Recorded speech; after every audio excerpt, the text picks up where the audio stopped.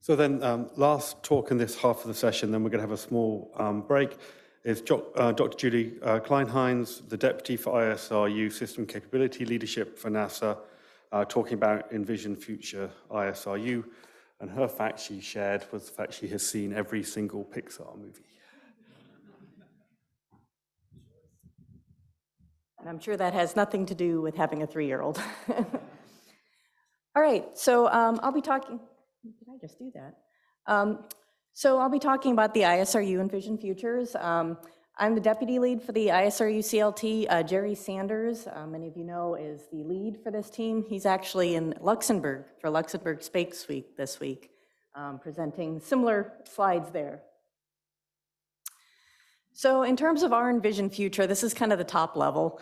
There's the goal on the LIV was to enable a vibrant lunar economy with utilities and commodities. And of course, ISRU has a clear path of doing that. The first is the commercial scale water, oxygen, and metal production. And really the goal here is to start with mapping the lunar resources at a mining scale, and then moving on to the scalable production of these commodities for, say, propellant or whatever else you can use those commodities for. So starting with 10 metric tons, say, to refuel an initial ascent vehicle, moving into hundreds or thousands per year. Another area is commodities for life support and habitats. This includes food production. This could be doing fertilizers or substrates for plant growth. Obviously, if we're going after the water, there's a direct path there as well. And it could even be for things like radiation shielding and so on. The third box there is the feedstock for construction and manufacturing and energy. We have a lot of ties to this group, and Mark's going to be talking a little later about this stuff, but starting with, say, the raw material, the raw regolith material, building simple landing pads and structures like berms, and then moving into more advanced construction techniques, maybe with binders, maybe building up to bigger systems. Again, you'll see a scalability thing here, starting with tens and then hundreds of metric tons of materials to enable these capabilities as we expand. The final box there is really using ISRU to support not just surface operations, but the broader architecture, the broader cislunar architecture, and taking that and enabling more missions and going further out. So ISRU is massively multidisciplinary, right? I mean, if you look at an end-to-end ISRU system, you're starting with excavation, you're moving into chemical processing and extraction, you're doing electrochemical processes like electrolysis, you're doing commodity storage and transfer, lots of mobility going on there. And then, the huge ties to power that John just talked about, even going further out into the navigation and communications realm. So if you look at the ISRU system as a whole, it could be huge. So we kind of have to draw our little control volume here to what's in our box and then where do we interface out. So usually when we talk ISRU, we're talking about prospect to product. So we're starting with destination reconnaissance and resource assessment. So this is defining what the resource is, but also the environment and what's around. Moving into acquisition, isolation, preparation, preparing the raw material for then the extraction of the resource and then the commodity production from that resource. Say you've got water and then you want to split it into H2 and O2 for propellants. The figure here, it's a bit busy, but it's meant to show the interconnects, both in the ISRU system, but to our customers. And that's kind of the key word for ISRU, right? We don't exist on our own. We exist to support a customer, right? So we have to link to these users and find the end users, find what they need, both to design the technologies, design the scale of the system, and design what that commodity needs to look like coming out of our system. This is a different representation of the functional breakdown. This is actually from the ISRU report, which was an international effort. So, this is kind of showing the different categories that I just talked about: resource assessment, preparation, production of the consumables, and then the feedstock, where those last two are kind of in parallel. I do want to highlight that there's this cross-cutting category that we kind of bin some other things. And the things in here are good highlight because it says planetary simulants and regolith and vacuum chambers. So obviously ISRU, you have to test this stuff on the ground. Producing good regolith simulants is key for being able to do that, but other areas are also interested in that. That's why it's so cross-cutting, as well as dirty thermal vac chambers and those kind of test capabilities to enable this. Again, another flow graphic that kind of goes into some detail about the interconnects and where we bin these things. I'm not going to go into this in great detail, but encourage you, once the RFI is released, you'll be able to look over all these slides in grand detail. So, of course, we have to operate as part of a larger architecture, don't we all? But to maximize the benefit of ISRU, we really have to be in the loop from the beginning, right? You have to be in the architecture. ISRU product usage has to be in mind from the very beginning if you want the maximum benefit. It's great to say we'll do it as a block upgrade later. Obviously, that has some problems. We want to push to make sure we're in this picture. And this is kind of a breakdown of where we fit in, both as a customer ourselves, ISRU being the customer, as well as ISRU being the supplier of these things. So, as an example, you look at the power, right? Obviously, we are a customer of the power, a big customer of the power. But we're also a provider, or we could help provide that, as John said, with some of the materials, even just water for fuel cells or something like that. Obviously, transportation is a big part of ISRU, both getting and transporting raw materials as well as the commodities that you're producing to your customer. Common nav, obviously maintenance and repair is a big one, where we're both producing the feedstock to make, say, additively manufactured items that could be replacement parts, but being a customer of those replacement parts as well. I've already mentioned commodity storage and distribution. There's heavy links to cryofluid management there, as well as construction and outfitting, which is a common theme you'll be seeing throughout this, and I'm sure Mark will be talking about in his presentation later. So just kind of a step to the side here. What are we talking about when we're talking about lunar resources, right? There's a lot of options, but for the near term, at least, we're looking at, number one, the easiest to mine, but also the things that are going to give you the most bang for your buck, right? So the big one and your big consumable, of course, is propellant. And if you can save the transport of your return propellant, right, from Earth, you're saving a lot of cost, and that's your biggest benefit. So what we're really looking at in the near term is these propellant production resources, which are, of course, water, we've talked about, where you get the O2 and H2, or you can use it just as water. But there's oxygen in the mineral oxides that you can get to directly, where oxygen is the driver of your propellant. Most of your propellant is oxygen. The byproduct, and I use finger quotes on that, the byproduct is the metals, right, which obviously has a direct path into manufacturing and construction, as well as the raw regolith material being a resource itself. And you can see in the other list, there's a lot of other things to tackle. John even mentioned the silicates and using those for PV arrays further out, polymers, resins, nitrogen for plant growth. These are all in the picture. They're all there. Again, the near term is looking at those big hitters for the propellant in the manufacturing. I do want to highlight lunar regolith obviously is different depending on where you're at on the moon.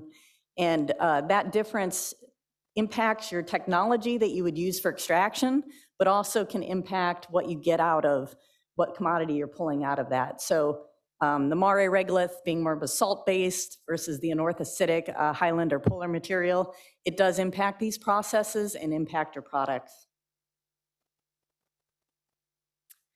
Okay, so what's our plan to achieve those grand outcomes that I presented earlier? So the first thing, of course, talking heavily about customers is knowing the customer needs. We're working with the Artemis campaign to define the architecture, working with international partners and so on, but also working with the folks like life support and those longer term, broader uses. Even thinking about things that we initially consider a contaminant and that we need to remove, say for propellant or life support, they can be used for other purposes, right? So again, looking at this sort of end to end, use it all big picture, and understanding who's customer for what. The second bullet is really about the technology development, getting the ground demonstration up, raising the TRL, looking across that TRL scale and bringing it up for all these different technologies. And in that, that's, component to subsystem to system testing, doing the relevant environment testing, doing the gravity-related research we need to prove out these concepts and technologies, and moving that forward.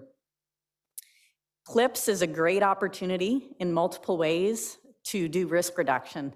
So obviously near term, we're talking about resource reconnaissance and assessments, things like the Prime 1 Viper missions, moving that forward, but also obtaining critical knowledge gap data. So this is like the physical properties of the regolith, the environment that we're looking at, and getting that information. And then of course, demonstrating these critical technologies where ground tests fail and you can't get all that you need, and you really have to go to the lunar surface to test those technologies. And finally is the end-to-end demonstration of ISRU. And this is really, we're moving towards a flight end-to-end demonstration here at a sufficient scale. So obviously we're gonna start at subscale, but it's gotta be scalable up to the full scale. So it's all well and good if you can pull out a gram of water, but is that scalable to getting 15 metric tons of water? So whatever we do, it has to be a representative scale of what we want to go forward with for a full-scale system.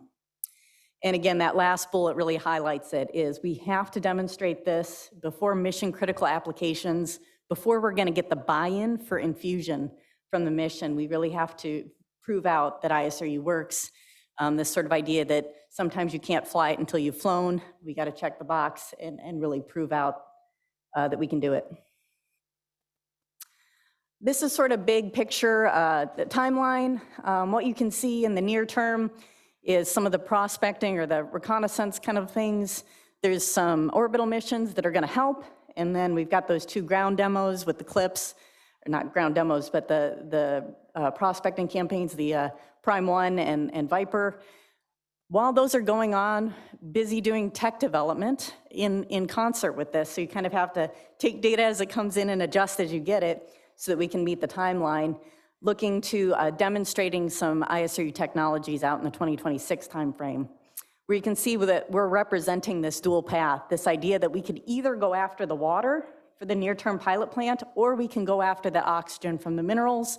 These are both possible options. We're kind of pursuing a dual path technology development till we get to the point that we're ready to down select for what we're going to do at the pilot scale. Just to show how this all fits in, so STMD kind of has the stuff on the left side, which is they're committed to supporting the tech development for ISRU and taking us to that pilot scale, at which point we'd be handing off to the human mission director at ESDMD to take us and infuse into mission. Okay, very busy chart. I'm not gonna spend too much time reading through this. Just to say this is the state of the art. This is where the current work is. And what you can see is we have stuff in all these categories, right? We're busy. Resource assessment, water mining, several concepts, a lot going on in oxygen extraction. A lot of that built up over the Constellation days as really a foundation for that. Trying to build up the construction feedstock area. And then finally, the cross-cutting I wanted to highlight here, things like the electrolysis projects, which are cross-cutting with ECLIS, where we kind of share some of those efforts. You'll see the simulant characterization and some of the dirty thermal vac stuff down there. There's a lot going on there. Okay, this is a general list of gaps. So we do have a broad list of gaps.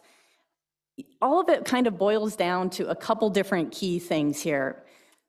The first one is being long-term operation, right? ISRU's got to operate on the order of year or years.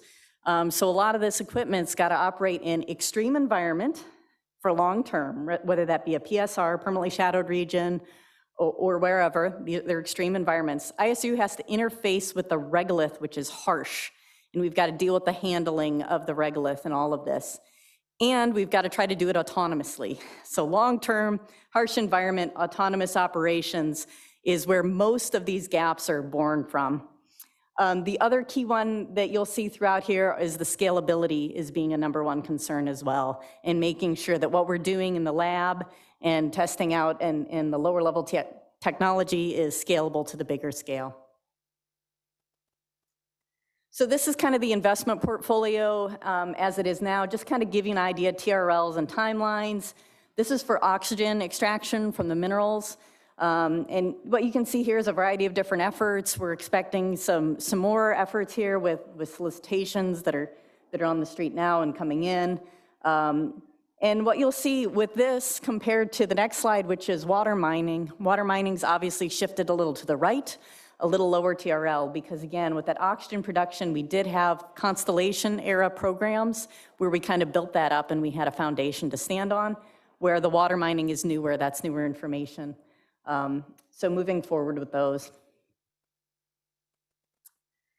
This is kind of the investment status. So I kind of showed you where we are investing. This is kind of the stoplight chart where we're kind of showing where we need work and where we're doing okay. Obviously, you know, oxygen extraction, we're doing okay largely.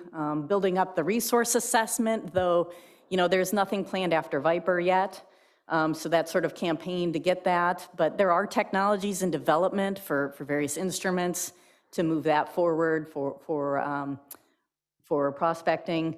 Manufacturing and construction is an area that we're trying to ramp up. We're trying to contribute to that feedstock production. And then again, some of that kind of cross-cutting effort with the ground test work and the simulants that we need for that. And I want to highlight on here that we do have a lot of industry and academia cooperation through all of this, a lot of solicitations. We target for ISRU a lot of work. We really value the community's input here, and I hope we're making that clear. And this is the last slide, just kind of going through our next steps and our priorities. The first slide's really the just keep swimming kind of thing. Keep doing what we're doing in terms of technology development, continue to bring them up and pursue that dual path for the technology development for oxygen and water mining. Ramping up the metal production and feedstock and manufacturing is another key thing that we'd like to focus on going down the road. Coordinating the polar resource assessment. This is really understanding the water, understanding what's there, both in terms of ISRU production, but this also feeds into Artemis and base camp site selection, understanding the physical properties and the environment as well. This is cross-cutting with them. Doing the system level integration